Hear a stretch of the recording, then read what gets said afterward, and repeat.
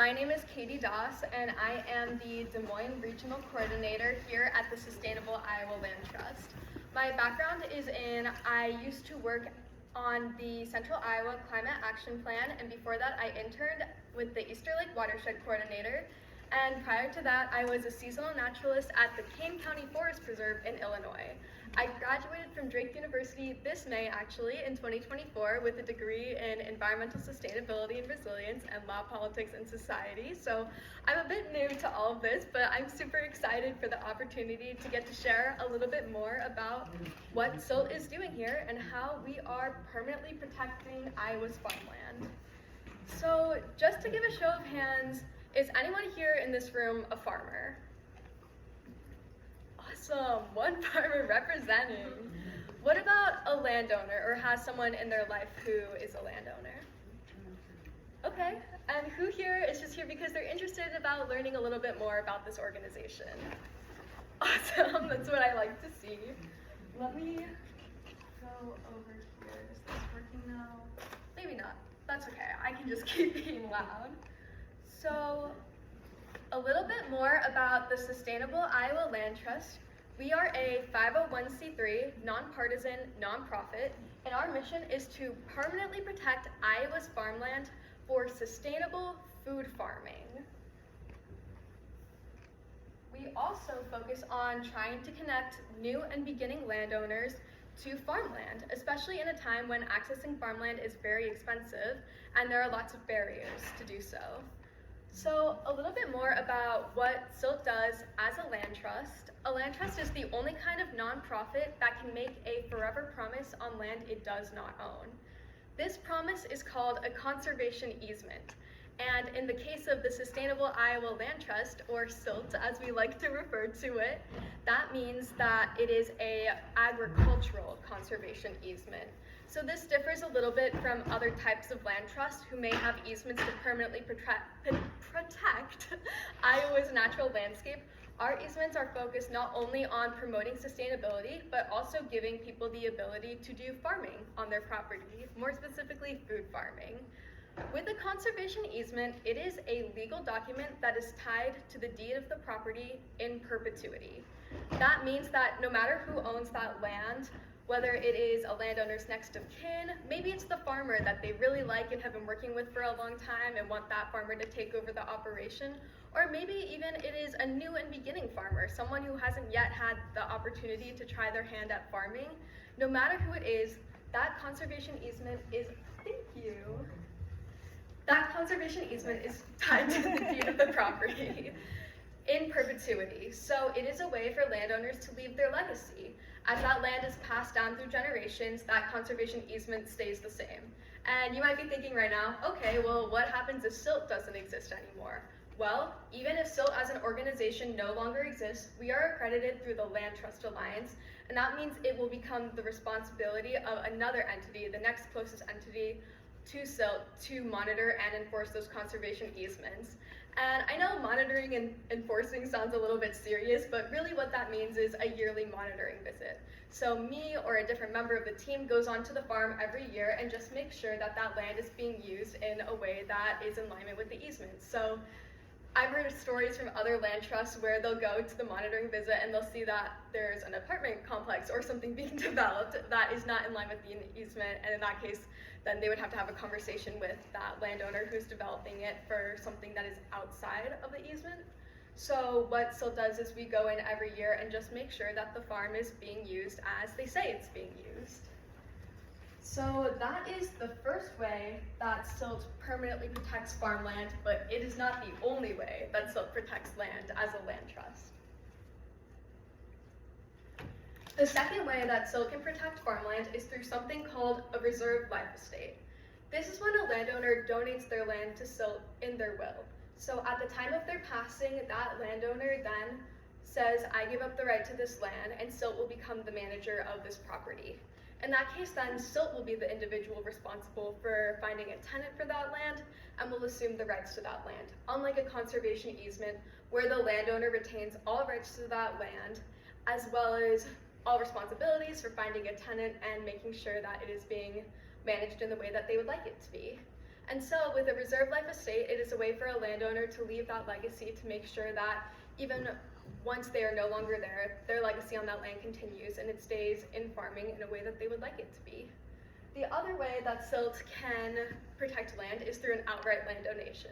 So if someone says, hey, in my lifetime, I would like to see SILT managing this land and finding a tenant, then they are able to just donate that land to us through a land bequest. Since its founding in 2015, SILT has protected 16 farms across the state of Iowa, totaling around 1,200 acres. Currently, we have just launched our Circle Our Cities campaign, where we are targeting areas that are bigger cities in Iowa. Specifically, we are focusing on Cedar Rapids, Waterloo, Dubuque, Fairfield, and here in Des Moines. So how I'm a regional coordinator for Des Moines, we also have regional coordinators in all of these cities. Our main hub is actually in West Branch, Iowa, but SILT's team is spread out all the way across the state, and right now we are really targeting trying to permanently protect land that is at most risk of development. So that especially includes places like Des Moines, because as the city continues to expand, that farmland becomes more and more at risk of development. And so we want to make sure that not only is farmland being permanently preserved, but that those producers have access to market. In places like Des Moines, you want to make sure that if you are doing unconventional agriculture and selling produce and food farming, that you have some place to sell it. And so that's why SILT is currently targeting these bigger cities in Iowa, because they're closest to market. So that makes it a little bit easier for producers to find some place to sell the food that they're growing. Our why. In Iowa, 275 acres of farmland are lost per day. That's just a little bit under the average size of a farm in Iowa. And when you think about that, that is a lot of farmland. We are seeing a rapid decline, and as cities continue to expand, we want to make sure that we're preserving places to grow food. Despite being more than 85% farmland, Iowa imports 90% of their food. And so our vision is trying to have a local food system, especially in the face of challenges like supply chain disruptions, that we are able to feed our communities. So a little bit more on a conservation easement. When a landowner places a conservation easement on their property, it does devalue that land by about 40%. This is because in the eyes of a land assessor, that land can never be used for something else. And so therefore it's worth less because it can never be developed or turned into warehouses or used for a different use. It can only be used in alignment with the terms of the conservation easement, so that devalues the property. However, for most people, land is a very important capital asset.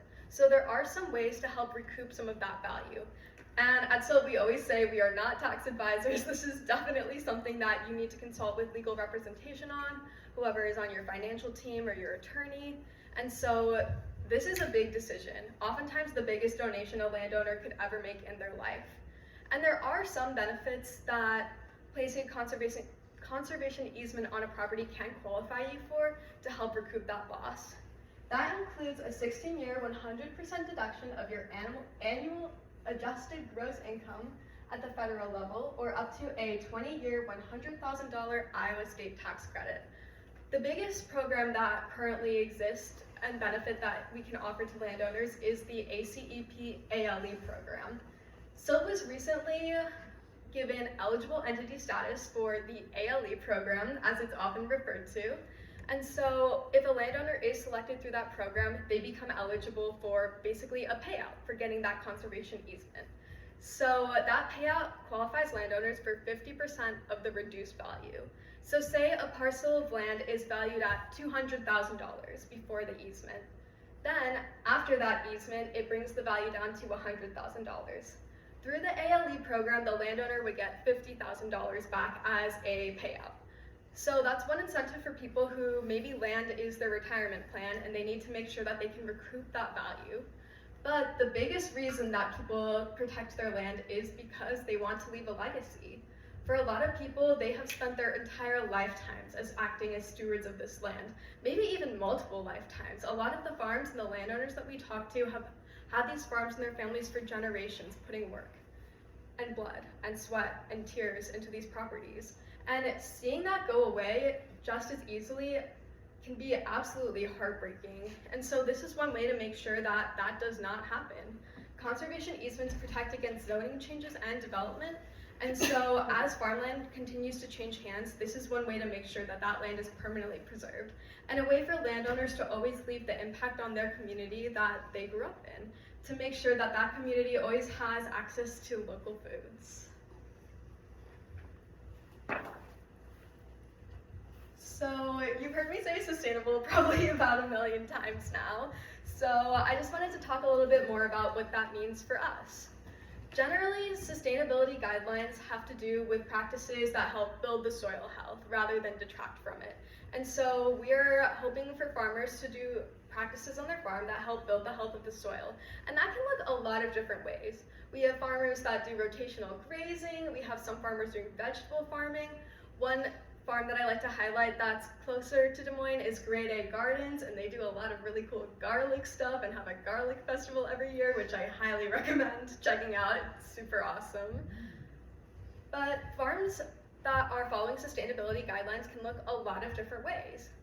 Currently, SILT has 5 different certifications that farmers can either obtain or be working towards obtaining, because we recognize these certifications take a long time to get, and they can cost money sometimes too. So we know that's a long process, so as long as farmers are working towards achieving those goals eventually, then they're in alignment with a conservation easement. And those different certifications include USDA Certified Organic, Certified Naturally Grown, Certified Biodynamic, Animal Welfare Approved, and Food Alliance Approved.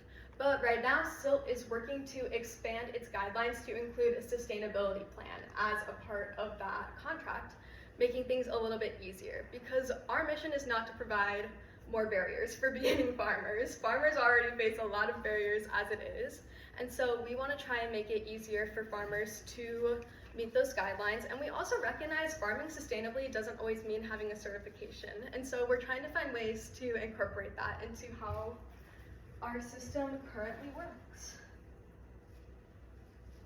So who are the farmers? With a conservation easement, the landowner is the one responsible for finding their tenant. It can be someone they already know, but we are happy to work with landowners to find a tenant, and we would love to place a tenant on the farms. Currently, we are working on a 5-year USDA project to help increase land access for historically underserved farmers. Those groups include Feed Iowa First in Cedar Rapids, Global Greens LSI here in Des Moines, and We Arose in Waterloo. Throughout the course of this project, we are partnered with these 3 different communities. Personally, I'm working with LSI Global Greens here in Des Moines to try and increase land access for the farmers going through their programs. One big challenge that LSI Global Greens farmers face is they go through the farmer incubator program and have a lot of skills and the background and the capacity to start their own farm, but they do not have land access. Many of these farmers come in already having the knowledge of how to vegetable farm and are just looking for land. Yet that is the biggest challenge they face to farming. And we believe if someone has that drive and that passion to want to be a farmer, they should be able to access a space to do that. And so because SILT farms are less expensive, we are trying to place more farmers from these organizations onto SILT-owned properties. So a little bit more on how SILT leases can benefit farmers. SILT leases are 20-year auto-renew leases, which is the longest a lease can be in the state of Iowa. And what that means is SILT is locked in, but the farmer isn't. So if something's not working for the farmer, that's okay. They can try something else, but SILT cannot kick them off of the property. So how that works and how that benefits farmers is it's really difficult to make long-term investments in land, especially if you don't know if you're going to be farming it next year. It's really hard to plant an orchard that's going to take 30 years to do its thing and establish roots and grow trees if you don't know that you're going to be the one farming it. There isn't a lot of incentive there to do something like that. So our leases are set up in a way to encourage farmers to have that ability, with a rent-to-own system and the ability for farmers to leave, but not the ability for SILT to leave. So I actually have a quick video explaining how SILT leases work. Are you looking to start your farming dream? you have some experience and a business plan, then the Sustainable Iowa Land Trust has a farm for you. Everybody needs to eat, yet Iowans import nearly 90% of their food. There's opportunity in the heartland for food farmers. SILT is making farmland in Iowa affordable for anyone in the country who wants to grow fruit, vegetables, or meat in an eco-friendly way. We offer two kinds of opportunities to suit your needs. You can purchase land that costs about 40% less than the land around it. You own it, but SILT protects it. That means once a year, we come to see you, look over the land, and make sure it's still a sustainable food farming. Or you can take over a SILT farm. Rent the land from us at a 40% discount. After a starter lease, you get to buy the house and build into SILT. No down payment, no interest. Need some security before investing in your farm? SILT offers the longest leases allowed by Iowa law, 20 years with auto renewal. SILT is locked in, but you're not. Giving you the freedom you need if life changes course on you. Your heirs can inherit this lease, so long as they keep farming. We'll buy the buildings back from you once your family no longer farms, then start over with the next farmer for that land. Affordable long-term access to farming on some of the best soils in the world, amid some of the nicest people in the world. See what's possible? Visit silt.org to learn more. What if I told you?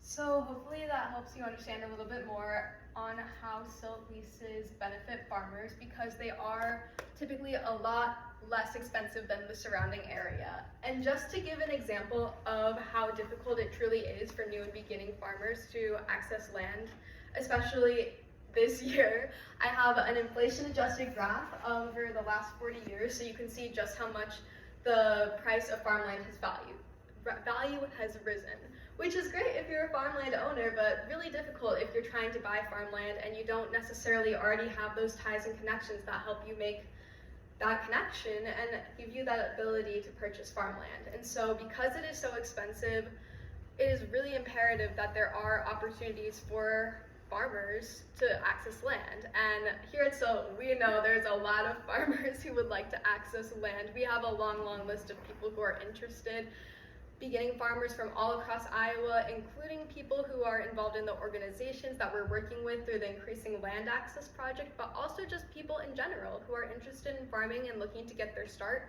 but maybe don't have the capital or means necessary to purchase farmland. And I also think it's worth noting that it is estimated 60% of farmland could change hands in the next 20 years due to aging landowners. And so this is something that's really important to consider when we're thinking about the future of Iowa's landscape. We want to make sure that some of that land is preserved so that it can help feed the communities, especially as cities continue to grow and expand. And so I think this statistic really just highlights that we need to be thinking about what's going to happen in the coming future. So just to give a quick recap, SILT's mission is to protect the family farm, to make sure that people have the ability to continue farming much like many people's families did in the past and pass on that farm through generations. It's also to promote the health of our community and to support our local food systems, to make sure that there are places to grow healthy food in and around the community, and to protect natural areas from urban sprawl. So that's more or less everything I have for this presentation, but before I wrap it up for some Q&A, I have a video that is just some testimonies from some SILT farmers and SILT landowners.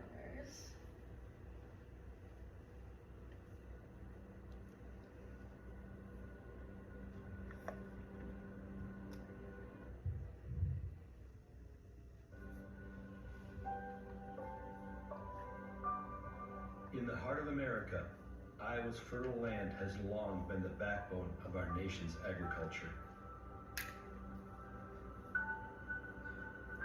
But in recent years, the landscape has been changing. Over 500,000 acres of farmland have been lost since 2017. And yet, in Iowa, we import over 90% of our food. But there is hope. There is a solution, and it starts with us. Enter the Sustainable Iowa Land Trust, or SILT for short. Since 2015, SILT has been dedicated to protecting Iowa's farmland for future generations. We want to make sure that farmers have access to Iowa land to produce healthy food in the most sustainable ways possible. We asked some of our landowners why they chose to protect their land with SILT. We're sitting in the porch of what used to be my family's farmhouse. Our daughter was raised here. We lived here for 39 years, and this farm was part of our family since 1873. I was the fourth generation who was raised here. This farm in particular had a long history of conservation.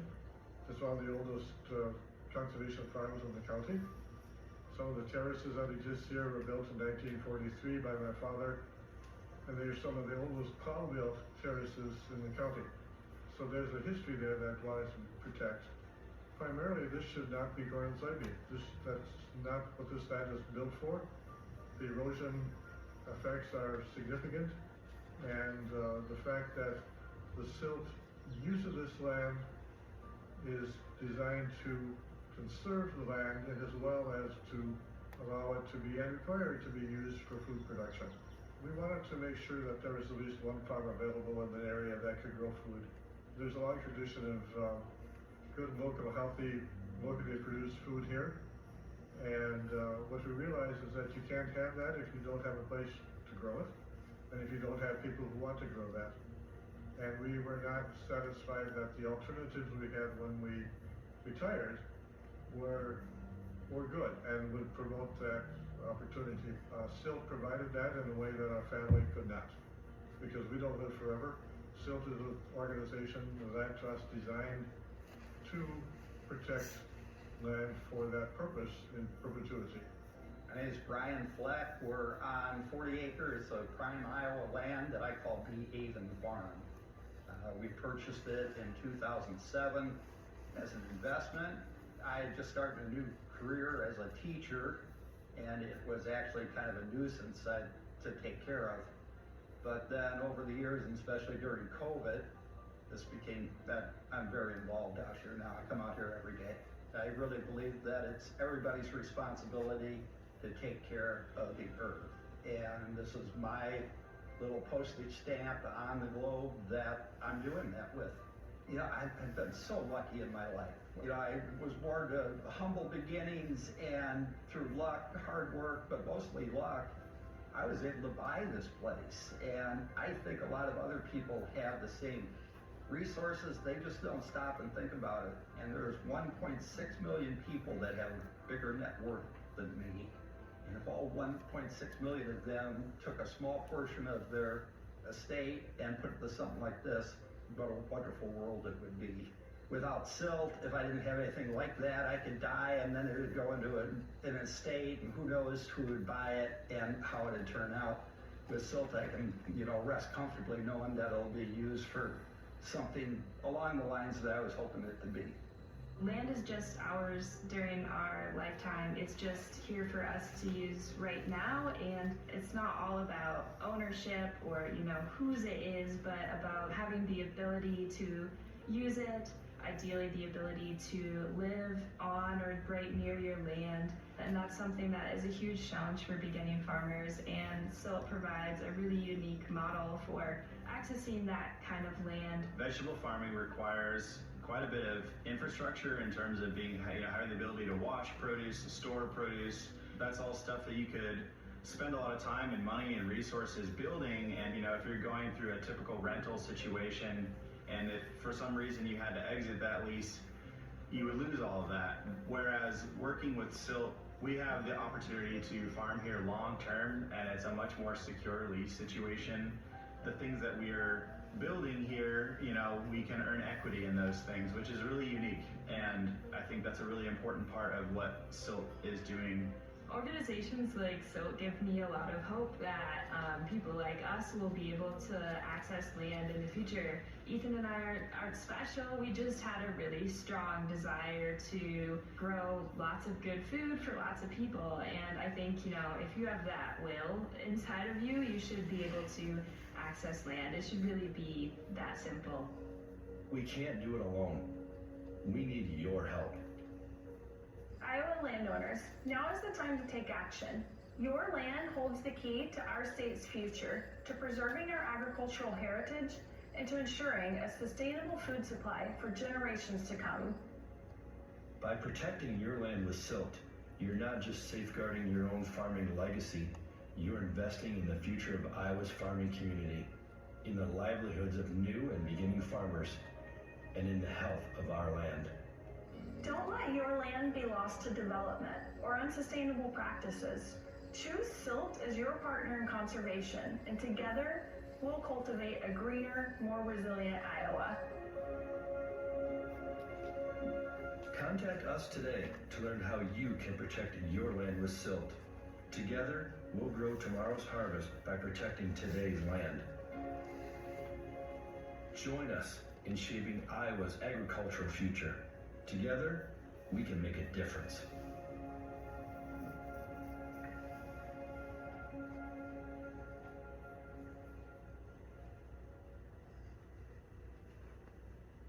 So thank you all so much for coming out to this presentation to learn a little bit more about this organization.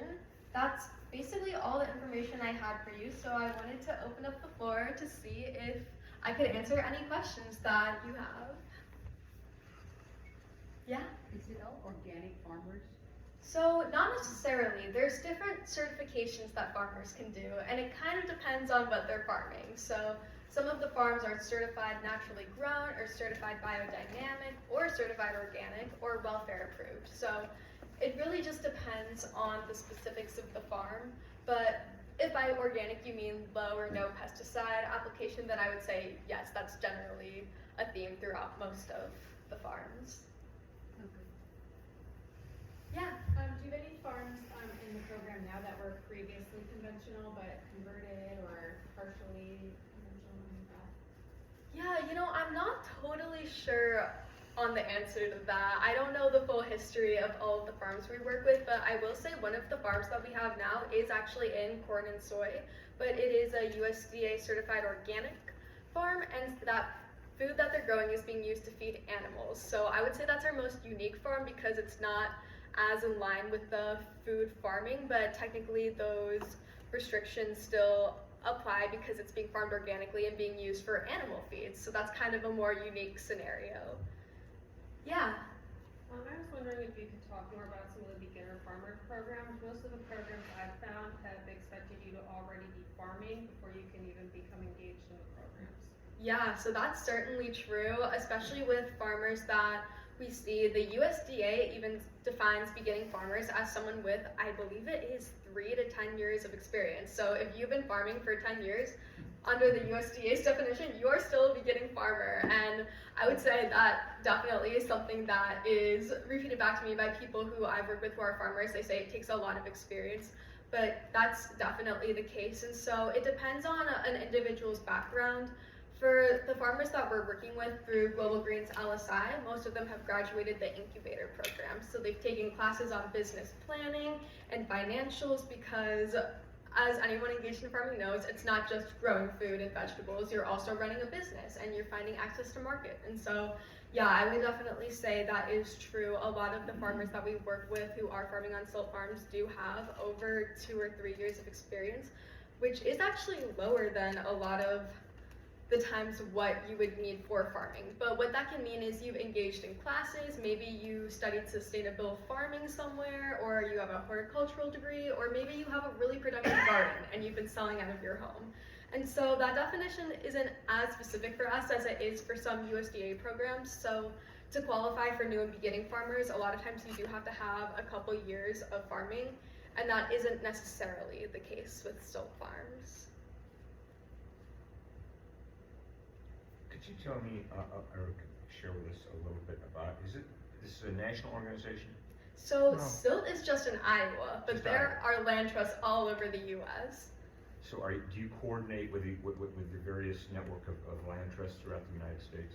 Yes, so every year there's a National Land Trust Alliance. This year it was in, I believe, Rhode Island, but all of the land trusts who are members of the Land Trust Alliance will come together and share strategies and what works and what doesn't. And I will say, Iowa has some of the fewer land trusts compared to other states. There are some states with like 10 or 20 different land trusts, and SILT is unique in Iowa because we're one of maybe 6 land trusts, and the only one to my knowledge that does conservation easements that allow for agriculture. A lot of the times other land trusts will be aimed at primarily preserving natural spaces, and so that's kind of where SILT is a little bit different.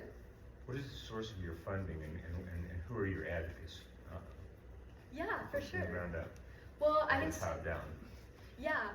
My position is funded by it's called the 11th Hour Foundation, and so it is an independent foundation. And then the other regional coordinators are funded under the Increasing Land Access Grant. So my position's a little bit different from theirs because it's funded differently, but it's mostly through the one USDA grant funds the other coordinators in Cedar Rapids and Waterloo, and then mine is an independent, privately owned foundation. And so it's like many nonprofits kind of piecemealed together. We apply for funding where we can get it. And I definitely think that's going to be a challenge going forward. I don't foresee there being a lot more funding opportunities. So like all nonprofits, that is certainly a challenge and something that we have to strategize for.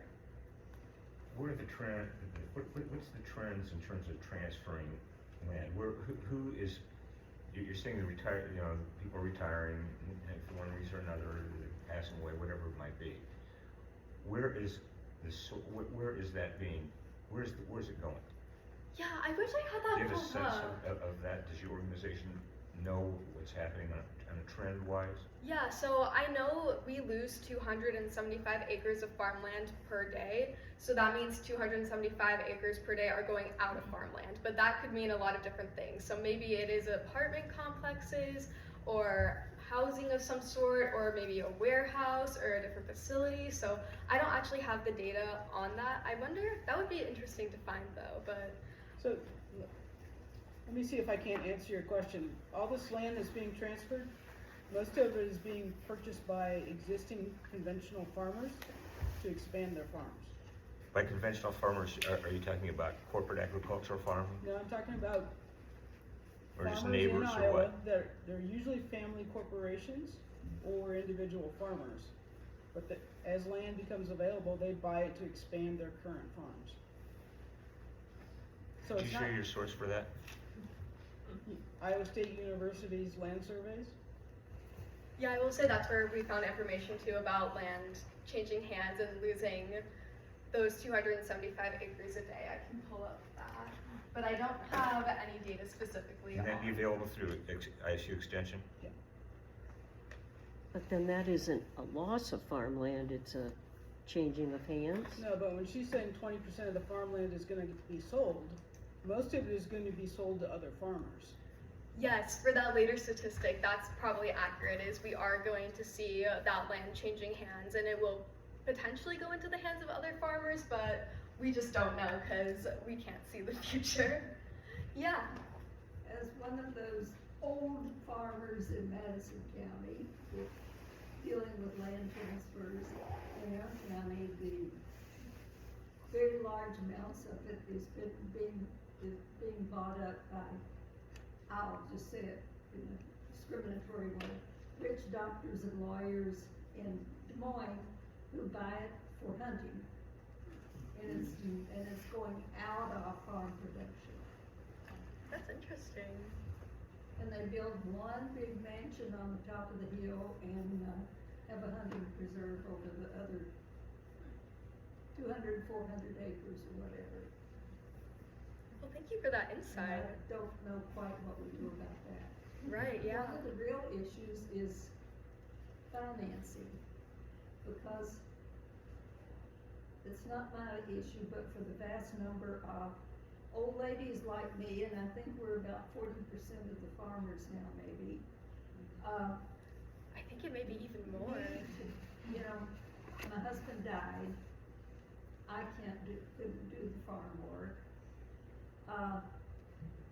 But the vast majority of the old ladies still need the farm income.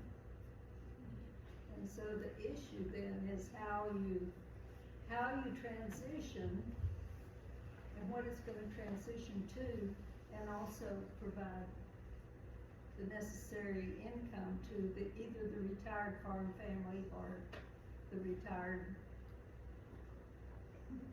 left behind person.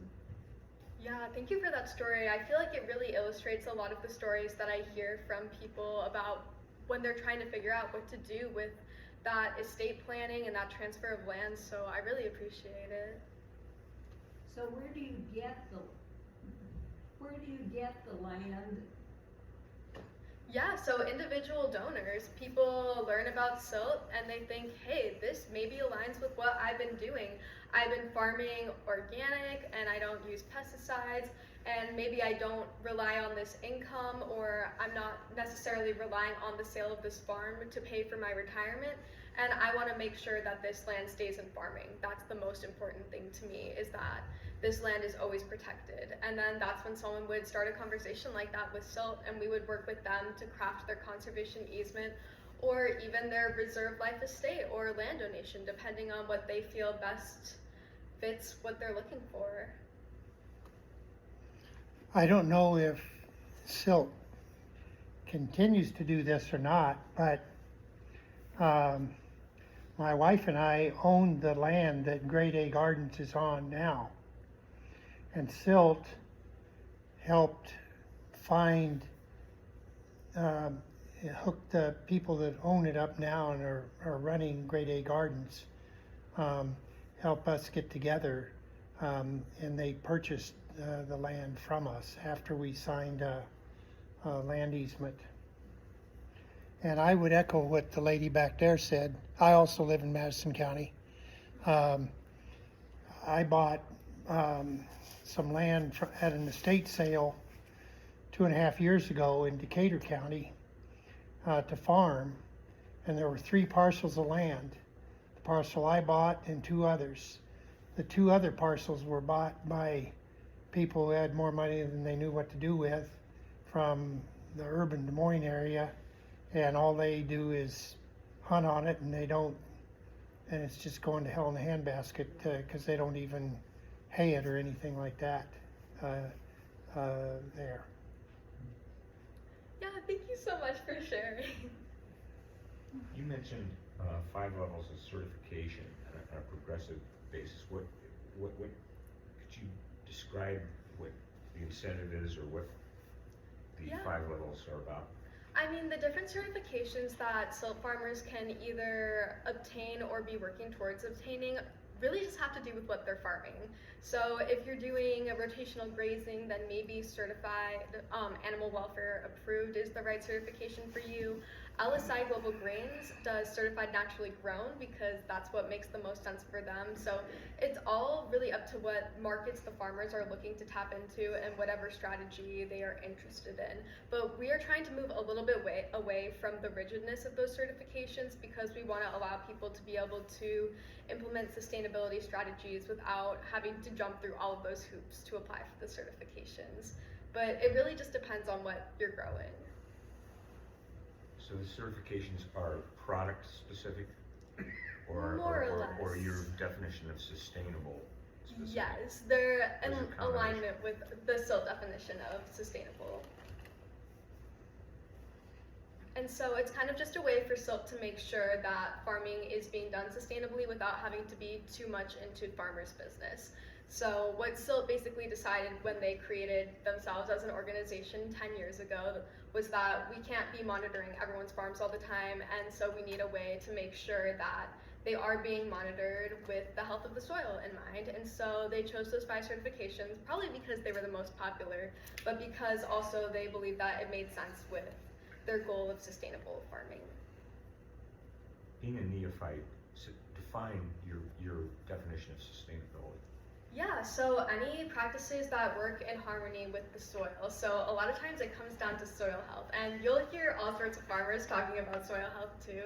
So that can mean a lot of different things, but I would say on a silt farm, sustainability looks like mixed-use agriculture, trying to shift away from monoculture or even incorporating other crops like cover crops. Oats are a really popular one, but just trying to increase that diversification, because the more you diversify plants, the more microbiome diversity you're going to have in your soil. And so that comes with other benefits, such as, I'm sure maybe you are familiar with the phrase ecosystem services, but basically when we diversify what we're planting and we plant things like maybe trees with deep roots or buffer strips that help reduce the nitrate runoff that goes into our water.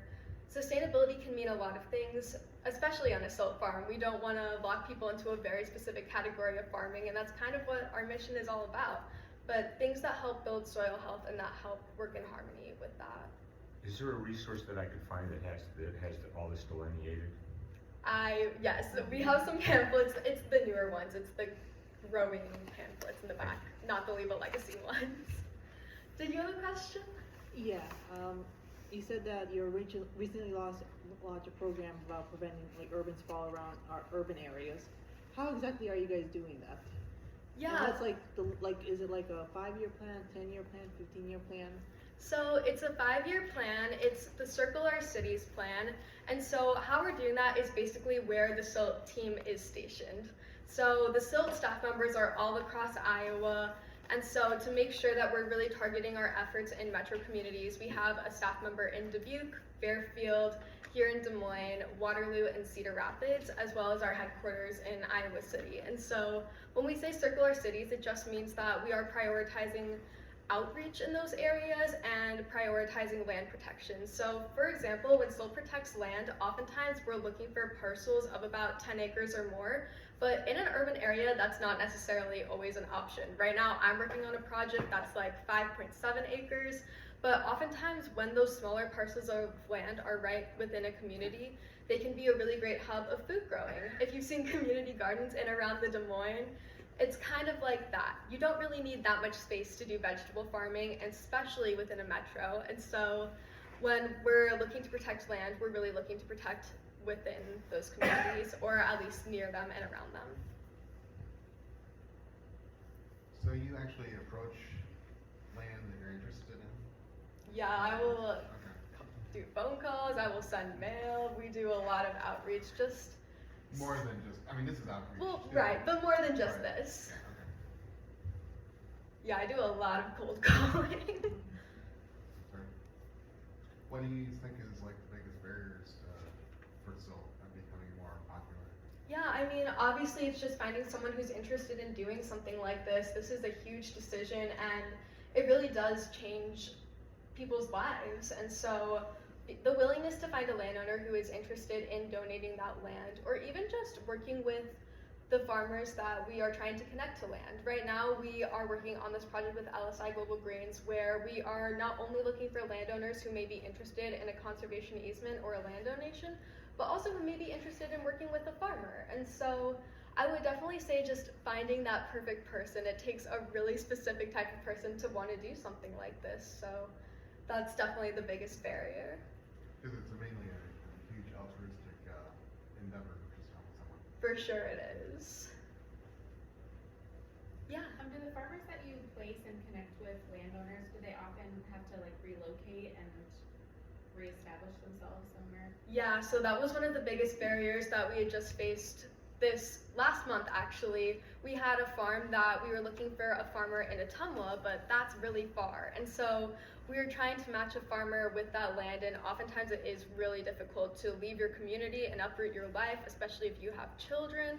And so even though it is an opportunity for farming, space matters, which is another one of the reasons why we want to target the bigger cities, so that farmers can stay within their communities and still be able to farm and be with their families. How long do I'm familiar with conservation easements. How long do these easements last? Forever. They will always be tied to the deed of the property. Even if SILT no longer exists, then another land trust will assume responsibility for easements. And I will say there are some caveats to that with things like eminent domain. Obviously SILT would take that to the highest court of law to challenge it, but in most cases we probably couldn't protect against something like that. So I will say that's one case where a silt conservation easement may not be able to permanently protect land.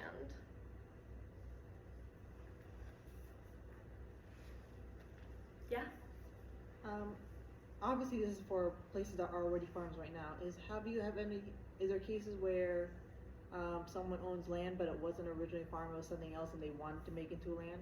Do they do that, or do they have to make it into a farm first before they can give it to you guys? Yeah, so you can definitely do that. There's cases like that where SILT will accept land donations, and also land donations where people are donating the land for SILT to resell, basically. So it might be a woodland that couldn't necessarily be protected with an agricultural conservation easement, but then they would donate it to SILT, and we would look for a buyer who wants to preserve the integrity of that space and promote the health, and then we would sell that to help protect other farmland for agriculture. And the same is true with maybe just a plot of grass. For a while we were trying to work on a project with Polk County Conservation where we were looking at smaller plots, where we were hoping we could maybe help LSI farmers establish farming there. And in that case, we were seeking out funding to help find water infrastructure access.